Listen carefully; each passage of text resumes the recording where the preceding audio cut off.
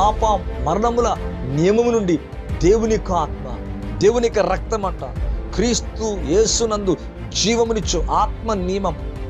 ఏంటి ఆత్మ నియమం? యేసు రక్తము ద్వారా, యేసయ్య మరి సత్యము ద్వారా, ఆత్మ ద్వారా నాకేం కలుగుతుంది? పాప మరణముల నియమము నుండి నన్ను విడిపించను. ఎట్లనగా ధర్మశాస్త్రము దేన్ని చేయజాలకపోయినో దాన్ని దేవుడు చేసినాక. ధర్మశాస్త్రం పాపం అంటే ఏంటో చూపించింది, పూర్తి పరిష్కారాన్ని ఇవ్వలేదు. మరి ఆ బలులు, ఆ రక్తం ఏం చేసిందంటే తాత్కాలికంగా పాపాలు కప్పిపెట్టేది. కానీ ప్రభు అయిన యేసు క్రీస్తు ద్వారా ఇంకేం కలిగిందంటే క్రీస్తు యేసునందు జీవమునిచ్చు ఆత్మ యొక్క నియమం, పాప మరణముల నియమము నుండి విడిపించను కంప్లీట్గా, పరిపూర్ణంగా.